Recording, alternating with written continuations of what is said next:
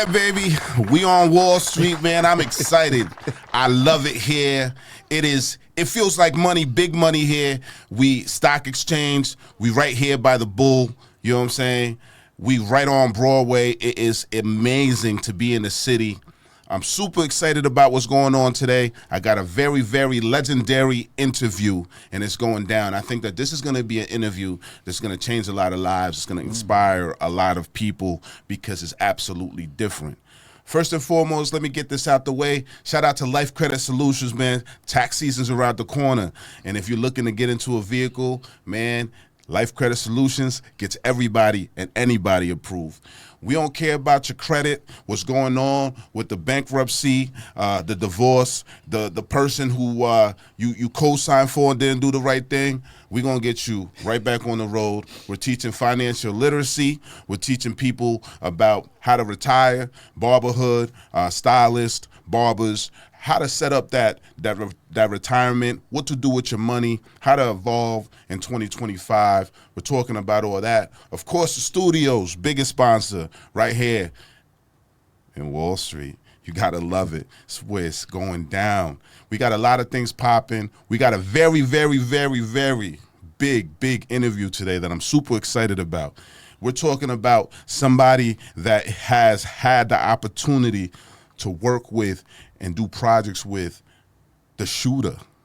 You know what I'm saying? That's what this guy is, the shooter. And when I'm saying that, I'm not talking about no guns, man. I'm talking about that camera. Wendy Williams, cameraman. We're talking about a man that is traveling all through Central America, Honduras especially. You heard of Lisa Left Eye Lopez, right? And TLC, that group that she was, that legendary group, and a lot of people don't know she passed away in Honduras. And she was there to see this doctor. A doctor who, by himself, alone, sat and defeated the U.S. government, proving that he cured cancer. And you want to know how? The people that he cured got to understand. It's that simple. Now, when it's all said and done, we don't know what happened to him.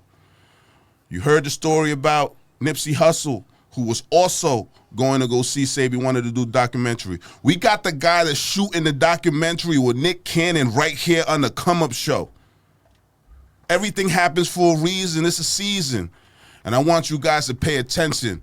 We got the shooter, Mr.g, in the building. Welcome to the Come Up Show, my brother. Peace, King. Good to be here. Good to be. I love the energy. Hey, man, we appreciate you, man. And, you know, I got the opportunity to meet you for the first time. I've been hearing of you and known of you for over 10 years, over a decade. Wow. Absolutely. Oh, wow. Okay. And the reason being is because I got my man Snaga here. What up? You know what I'm saying? The founder of Futuro Music, the founder of Menor. You know what I'm saying? And you guys collaborated on a video that I saw over a decade ago. He just called me and I was at his house. I was Triste there. realidad que me envenena. And this thing went viral to the point that it got Faruko's attention.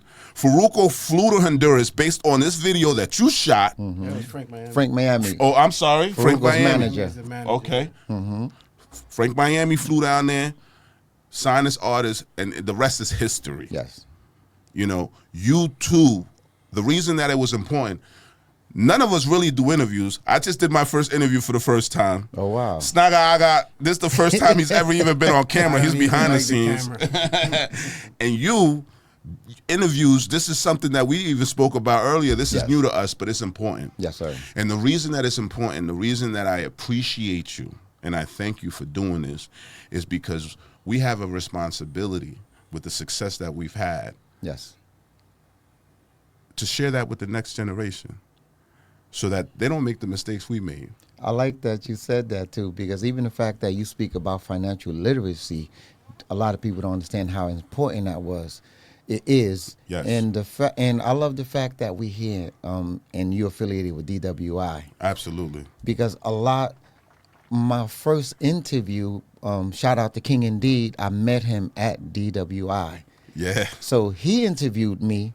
Charlemagne the God saw that interview and he realized that I had a book coming out about Dr. Sebi, and that's how I got on the Breakfast Club from an interview that I did here. Wow. So it's like it's a full circle. full circle. And so, DWI for me, he's like the podcast father. yeah. He's been doing this a long time. So for me, with the Come Up Show, I felt like that's the type of professionalism for me to be in a room with people like you, with people like him, and the amount of networking, the amount of people that through these vessels Yes. have crossed. People don't understand the power of this podcast, The Come Up, and why we're doing it. DWI doesn't really interview either, and he did the first one. I saw that. You understand what I'm saying? that. So I felt like it was very important to bring somebody up here early.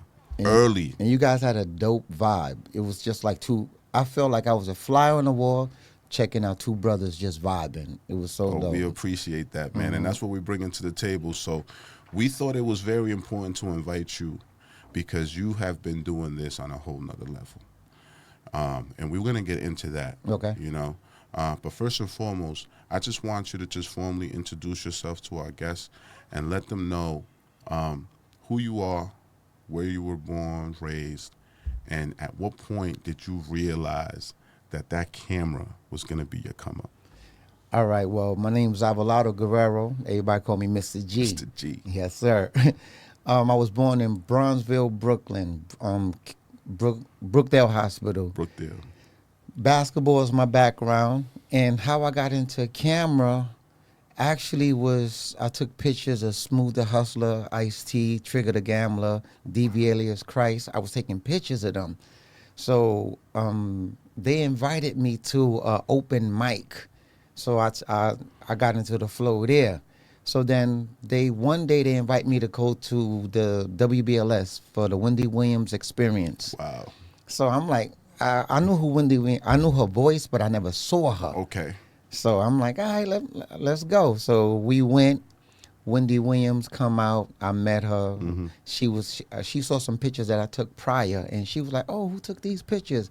And they was like, yo, and Mr. G took them. So she was like, we need a photographer here at WBLS.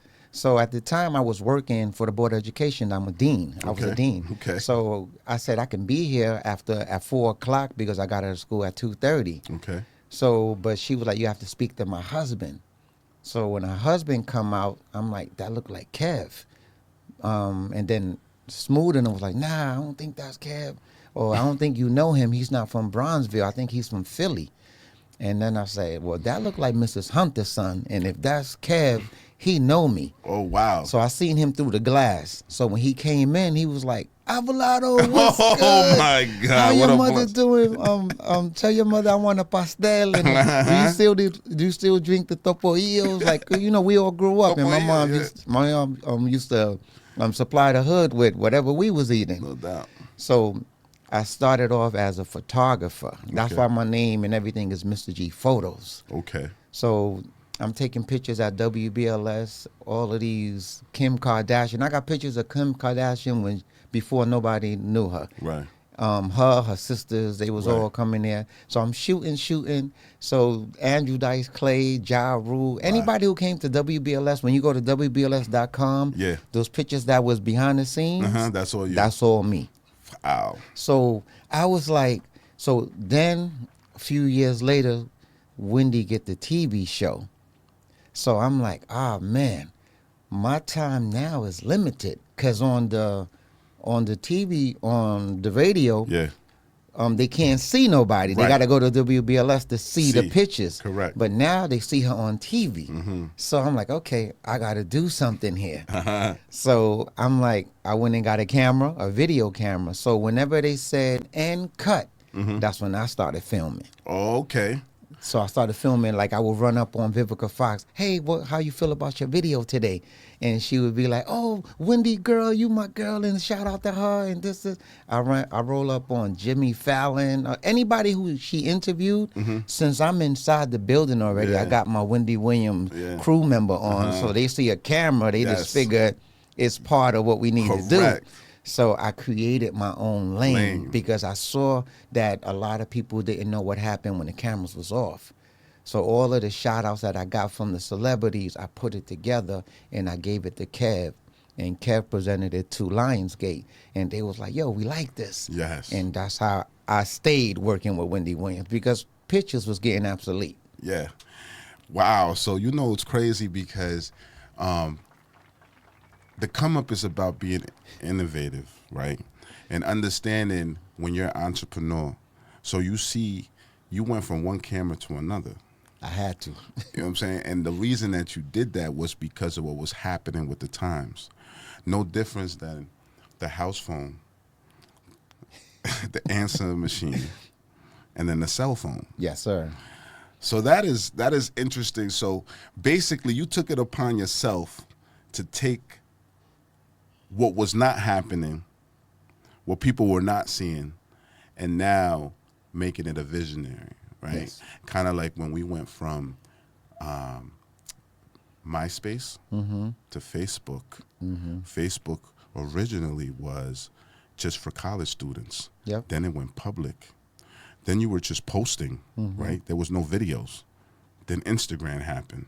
Then Facebook had to start posting videos. The same thing that you went through. When in Rome. Before there was even social media. Evolution right before your eyes. Yes, sir. So let me ask you this. That experience, at that point, did you step back and say, yo, this is my come up. This is how I'm going to create a legacy, succeed. At what point did you realize that camera was that for you? Actually, at that point, I was just basically doing what I do because I'm a survivor. I'm Garifuna. We've been known to, if we go to the Alaska, we going, like Puffy said, he'll eat the polar bears and come back with a coat. Yeah. I was just doing what I do. When I figured I was going to make a legacy, when I was on 106 in Park, Wow. my mom, they asked me where I was from. They said, where you from? And I was like, I'm from Brooklyn. So my mom saw that episode and it broke her heart because she had a chance. I had a chance to say, I'm from Honduras. I'm Garifuna on TV, and I shout out Brooklyn. I said, I'm from Bronzeville all day. And so when my mom's called me, I'm thinking she's calling me to be, hijo, yo te vi en televisión. I saw you on TV. She said, can you come to the house for a second? And I'm like, sure, okay. I'm thinking they got a cake or something for me over there. I get to the crib, and my mom's there by herself. And she said, can you sit down for a second? And I was like, okay, why are you so serious, Ma? I don't get no love. I can understand. I'm used to besitos and come on. She sat me down and she was like, she told me in Garifuna, but I'm going to say it in English. She was like, can I ask you something? And I was like, sure. She said, where you from? And I was like, Brooklyn. She was like, Feidi Wamadi Viroitara. Like, I didn't know we lost you like that. Wow, that's what that means. She had Feidi Wamadi, but like, we lost you. I didn't know that we lost you. So my mom's told me, I'm from Honduras. I'm Garifuna. Your father Garifuna. We can't make an American. You have the American rights because you was born around here. But if I went to China, they wouldn't call you Chinese. They would be like, oh, that's that Garifuna lady daughter or son. Oh, my God.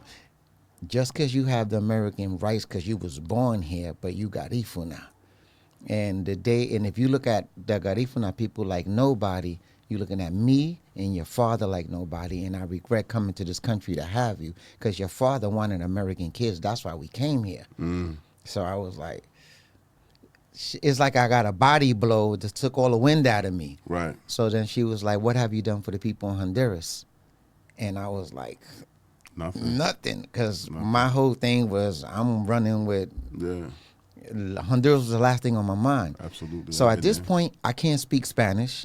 I could only speak Garifuna and English. How old were you? This was in 2006. Wow. Okay. It was 2006. I was in my 30s, I think. I'm 55 now, so subtract that. Okay. So I'm like, damn. I said, Mommy, I'm going to go to Honduras. And I don't know nobody in Honduras, but, the family, we have houses and everything there, but my life wasn't in Honduras. Right. Ever since I left in 1992 from playing basketball, I never went back. Right.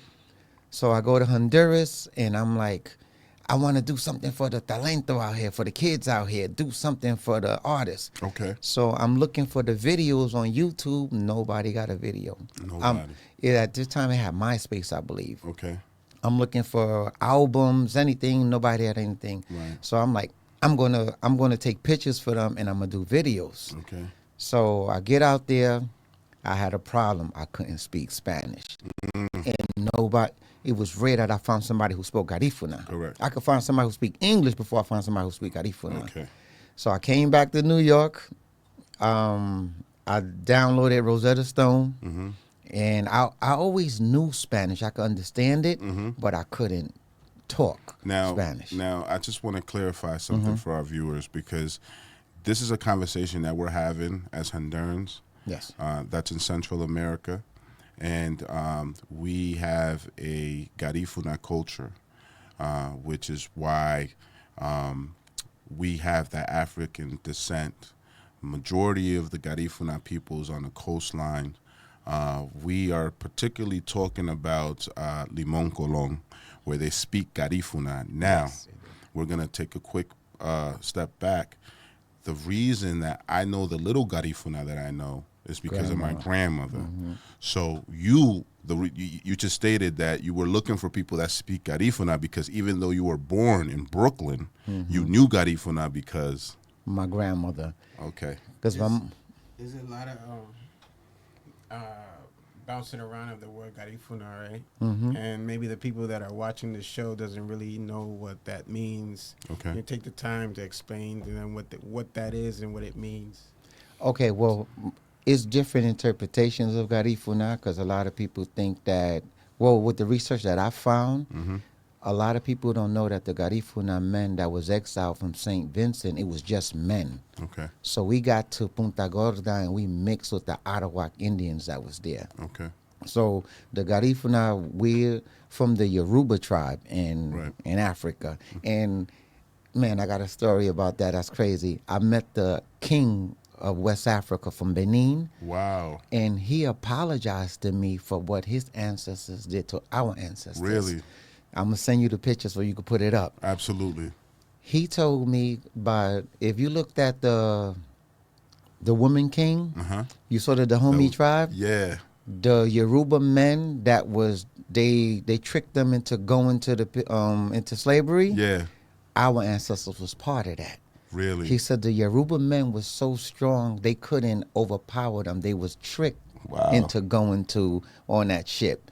So they overpowered the ship, deterred it, and we wound up in St. Vincent. Okay. So in the coastlines, Limon Colon.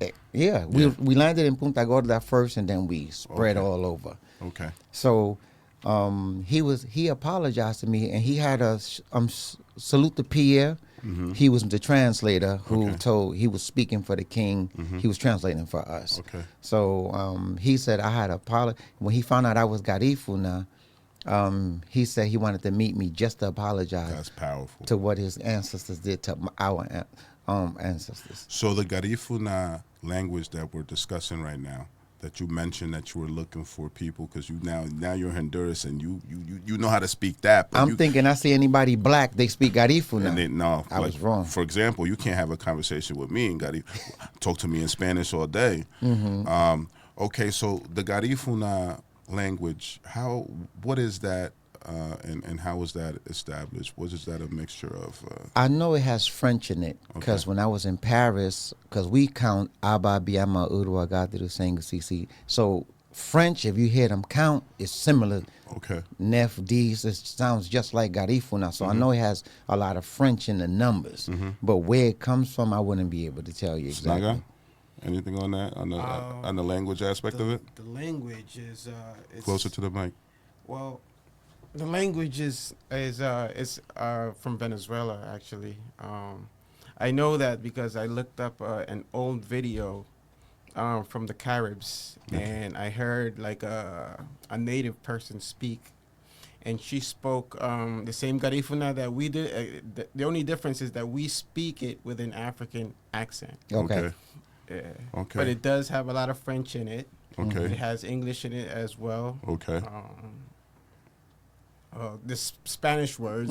Sometimes there's words that we don't know how to say, and we just Right. say it in Spanish. So you Okay. know, To feel it. that's in there as well. So So now you're in Honduras, right? Now, another thing that your first encounter was in Honduras was because you played professional basketball, right? And you were playing for Honduras. So you actually were being paid to be a basketball player in Honduras back in the day. So that was your first encounter. But you were just speaking English at this point, right? Yeah, just English in Garifuna. Oh, okay. In '92, and salute to Alejandro Cacho. Okay. Salute. Alejandro Cacho saw me playing in West 4th Street, Okay. and he saw me playing, and he asked me, "Yo, I just had graduated from college," so he was like, "What you doing?" I was like, "Well, I'll probably just use because I have a bachelor's degree in early childhood education. Okay. So I figured I'm just go work." Yeah, yeah. So he was like, "Nah, they paying $12,000 a month in Honduras to play basketball." Wow. I'm like, American dollars? I'm there. If this is real, I'm going.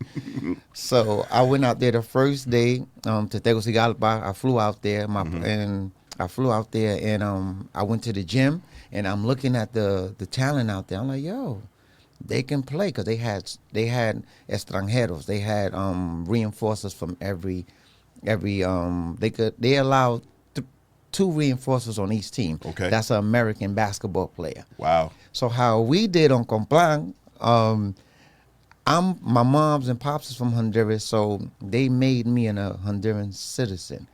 So I have Dual citizenship. So I played as a Honduran. My brother Juvie played as a Honduran. Okay. My cousin Jose Lopez played as a Honduran. So we had 3 Americans plus 2 more Americans. So we was blowing by everybody. Shout out to Edgar Hill and Troy Vaughn. And they had you up in a mansion and all that, a couple of you guys, yes, right? Sir. You was living all real of us, good. All of us. This guy, yo, you different, man. Like, I didn't even know that was possible in Honduras. Me and you know, neither. we're going to fast forward because we're going to go back. I'm really keyed in on this, man, because I want to make sure that the viewers and everybody really understands what's going on here. Played basketball. You were able to experience that. Years after, you were able to bring Mr. Vegas, Benny Man. You did some big stuff with the national soccer team. But anyway, we'll get back to the fact that you just got to Honduras and you were looking for people that spoke Garifuna and English. Yes. You didn't speak Spanish. Yes. So just take us to that point now. You got your cameras. You want to shoot. You had an issue. You said there was a language barrier. But you Big said, time. But you said you used some tools. So go ahead, take it from there. So Rosetta Stone, and I started studying. And I started watching novelas like Amigas y Rivales. La Supadora. Hey, salute to Roberto de la O. Ya tú sabes. So I started watching novelas just to see how they use That's the soap language. operas, guys. Yeah, soap operas. Yeah, Spanish soap operas. Yo. So I started watching them just to see how they use the language. I'm like, oh, so in about 6 months, I was able to defend myself. Okay. Ya me defendí. I can converse in Spanish. It wasn't the best, but they can understand what I wanted to do. Quiero hacer un video gratis. A free video. I had to learn that first. So I'm telling them I want to do a video, but then I come to the dilemma where nobody want to film. Because so many people come from America and lying to our people in Honduras. So they figured that I was just one of them. That's a fact. So I went out there and I had to come back because nobody wanted to film with me because they didn't believe me. So I had to hook up with Remolino. Shout out to Remolino.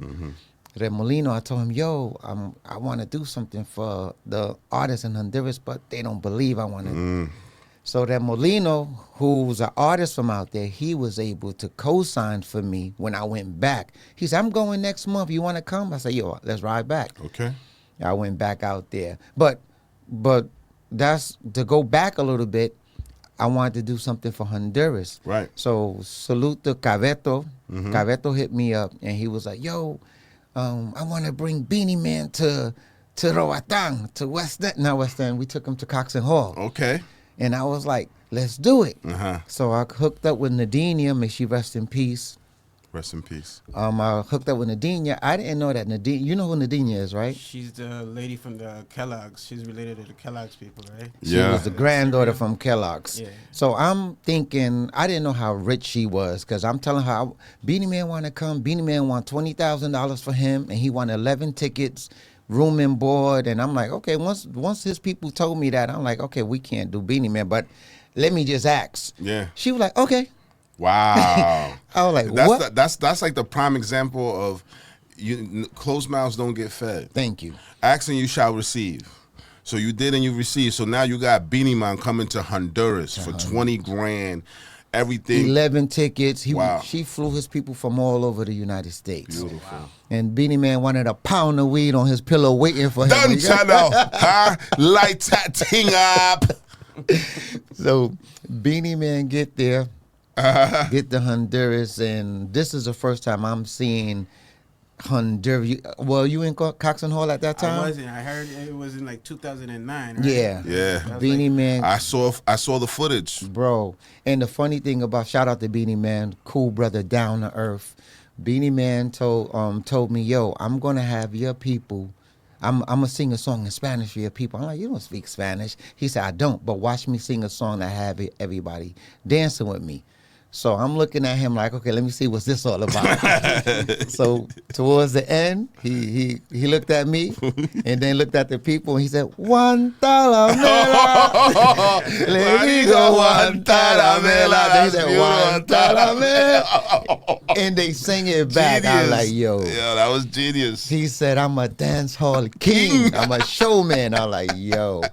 So we did Legendary. that. We did that, and so once we did that, Remolino, was it Remolino or Cabeto? One of them put the Honduras flag on Beanie Man, and Beanie Man started waving it like this. Wow. So that's where, to go back to your question, I feel like my legacy was starting because I was doing something for my hometown. Right.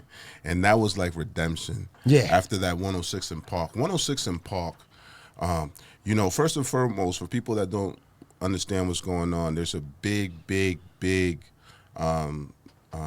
documentary and a lot of things that's going on. Our prayers to Wendy Williams and her family. Not to cut you off, but Wendy's doing good. Don't listen to what the guardianship is trying to do to keep her money. Wendy's sharp right now. Thank you for saying that. Yes, but sir. With that being said, I had to mention that because there's been a lot being said, a lot been going on. You just heard it from the source on the Come Up Show. So blessings to Wendy, prayers up to her and her beautiful family, right? Wendy Williams show started WBLS. WBLS, yes. Was a radio station. Or Hot 97. Hot 97, same thing, right? Until Puffy got us out of there, but go ahead. We gonna get into all that. Man. It's a Come Up Show. So WBLS, Hot 97, all that was a radio. So when he was talking about taking all the pictures as people coming and do their interviews, he was the guy behind the scenes. When you went on the website, because that's the only way that you were able to see this, this is the shooter. All them exclusive behind the scenes, that's him. Okay. Now, 106 in Park, that, if you guys will remember, that's when the biggest thing was to have a music video show. Salute to Roxy, Hondureña. Hondureña también. Ya tú sabes. Hondureña. Hondureña. I didn't know that either. Hondureña. Roxy, what's up? Ya tú sabes. Yo soy el cartacho, te estoy buscando. Nah, with all your respect. But nah, yo, see? And so 106 in Park, one of the biggest shows, the rival TRL. You know what's so funny about Roxy and Terrence? Mm-hmm. I was in D.C. And at the Big Tigger celebrity basketball game.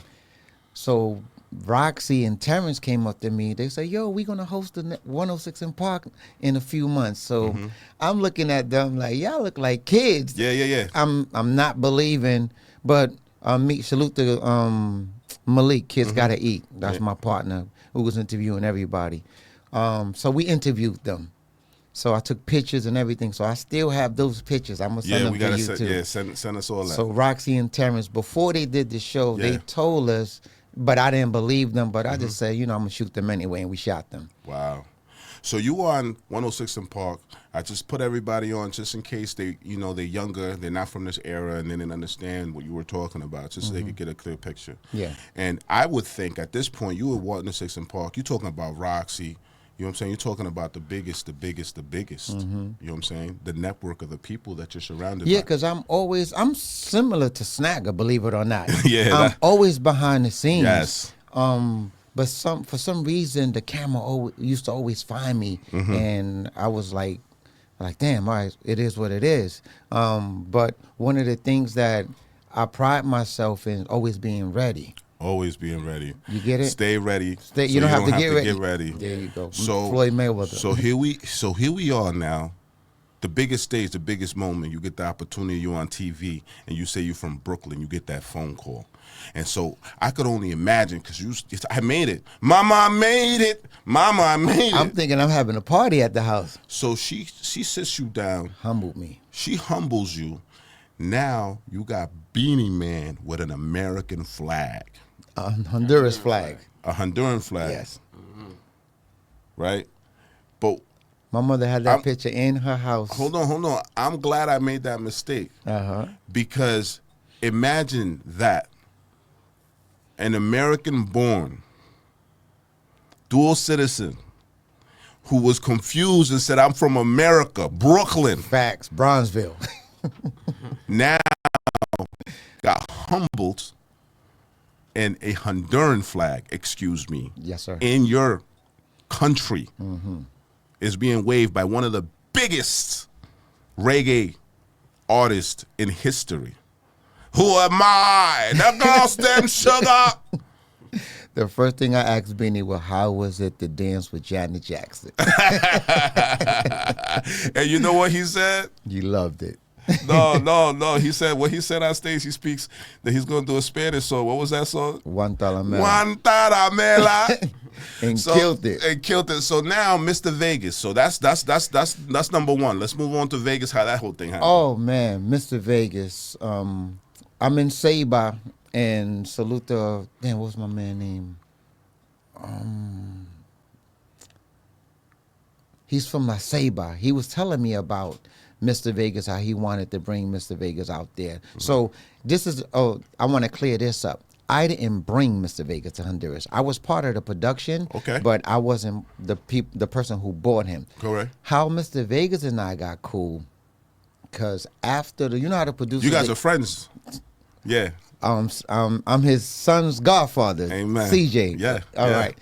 So after the producers, the people who bought him, they left him in a hotel in Sebi. And he had to go all the way to San Pedro. His flight was leaving at 6 a.m, and here we are, 10:30, and he's still in La Ceiba. Okay. So we couldn't get in contact with nobody on the phone. So I told Vegas. So he called my phone because I was translating for him. So he was like, "Yo, Mr.g, such and such and such," and I'm like, I don't know what to do, but let me go see what I could do. I'll call you back. He said the last person that said I'm gonna call you back never called me back. I said I'm not that person. Okay. I'm gonna do it. So I went, and so now Mr. Vegas is not alone, because I could have just took him in my truck to San Pedro, but he got the band members, 11 people. So I went to La Palapas. Shout out to Julie from La Palapa. She's the owner there.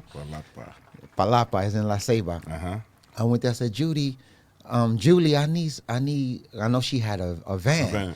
I need a van to take Mr. Vegas and his people to the airport. Okay. And she was like, okay, hagamos una cosa. If you bring, let's do something. If you bring Mr. Vegas to my restaurant, I'll not only let you hold a van, I'll gas it up and give you a driver. So I said, yo, V, I need you to come to the restaurant. So if you see on my Facebook, you see Mr. Vegas hugging up the cooks, the waiter. He took pictures with everybody in there. Awesome. He was like, yo, G, we got enough pictures yet? Let's get out of here. So he took the I think picture. I was there that day. Probably, yeah, probably. The flame and future. There you go. There you go. I So remember that day. we did that. We took the pictures. So then Mr. Vegas crew went inside the minivan, and Mr. Vegas rode with me in my truck. Oh, okay, So so y'all got that's- to talking. So when we get to San Pedro, Mr. Vegas tried to pay me for it. So at that time, like I had got money from the door, so I had probably about 100,000 lempiras on me, and you know that looked like a whole bunch of money. Absolutely. So he tried to give me some money, and I pulled out. I said, "Yo, I'm the prince in Honduras. I'm good. I did this because I didn't want to leave a bad taste in your mouth from my country." 100%. So You paid it forward. You feel me? You So did the right thing. at that time, he told me, "Yo, take my number down." I said, "I got your number down." He said, "No, take my number down." So he gave me his personal number, and how we got cool, really cool, is when salute to Shelly, that's his baby mom's. She came to New York, and she was stuck at Kennedy Airport because for some, you know, how your cars just be acting up sometimes. None of her cars was working, and she was at Kennedy Airport, and she had my number because Mr. Vegas be calling me. He used to call me from her phone, so she just said, "Okay, that's Mr. Vegas people in New York." She called me, so she was like, "Mr. G, I don't know what's going on with your blood clot cars and this and that." And I was like, "Where you at?" She said, "I'm at Kennedy Airport." And I was like, and she said, "I wanted to rent the car, I wanted to do this." And I said, "Don't worry about it." So I had two whips. So I got in my Beamer, and I told my man to drive my Escalade. So I put my baby seat in the Escalade because I knew she had the baby with her. Okay. So I rode to the airport, and I said, you could have that car right there. And she was like, and I said, and I gave her like $1,000 just to have pocket money.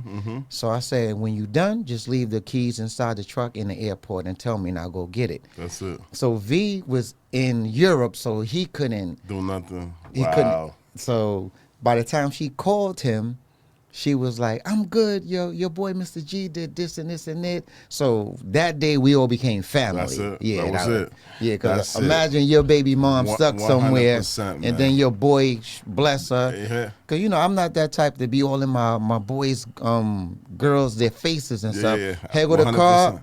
100%. I don't got to drive you nowhere. You can drive. I said, "Can you drive?" That's all I asked her. That's She our said, culture. That's our You culture. know that. That's our culture. I gave You know her the what I'm saying? truck, and I said, "Don't worry about it. Leave it at the airport." Okay. Yeah. So I'm going to get into the part of the interview that's, for me, probably the most difficult because I'm going to be able to be corrected on a lot of things because I'm a fanatic about this. I've done my research. I've done my homework. I'm a barber. So at the barber shop, this is a hot conversation. Okay. We call it a hot topic. Hot topic. Okay. And Salute to Wendy Williams, right? salute to Yasmin Ramos. That was her. She's one of Wendy Williams' producers. Wow. Who's Garifuna. Wow. Okay. Yo, the Garifuna people heavy in the building. And it's man. so funny how me and Jasmine, we was working with each other for years. So we go to, I got honored. I got an award for Jose Francisco and them at the Honduras. Wow. So we meet up there. I'm like, "What you doing here?" She's like, "What you doing here?" And we found out we was Garifuna that day. Wow. That's how it works, man. I'm gonna send you that picture too. Yo, listen, I'm looking forward to all of it. All right. I'm a proud Honduran. Actually, yesterday was my father's birthday. This is the first year that I'm embarking and living without a father. He passed away, so it's been a tough couple of days, months, and a very tough year. And I say that to say this because he is the reason why I haven't had that moment where I made that mistake yet. Where I've always been behind the scenes, you know. I've always just been an entrepreneur. And my whole thing is like, if I put the event together, I have a lot of Jewish friends, and they're the type of people that they'll pay for the whole thing. they'll be wearing a pair of Lees and a t-shirt with Trust me, I know. and they're the ones with the bag and nobody knows it. And that's the way that like I think everybody knows it right now. but that's the way I like to move. And I say that to say this is that I'm grateful for my father for being able to humble me to not forget about my people and our people. Salute to your pops. What was his name? Eugenio Ramos Alvarez. Oh, wow. So he, Snaga, are both responsible for teaching me about Dr. Sebi. Look, Chef, look, this man here, you know how I met him? Through my daughter. Really? Okay. My daughter is 20 years of age. Okay. She came up to my room, she said, Dad, you have to meet Mr.g. I said, who in the hell is Mr.g? Oh, you gotta meet him. I said, why do I have to meet him?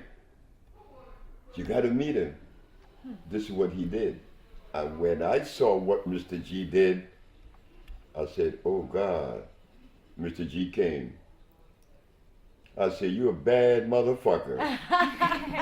That's what I told him. Didn't I? Yes, sir. But guess what? Everybody in Honduras that know Mr.g love him. Oh, wow. They love him. They love him because he's beautiful. And we working together.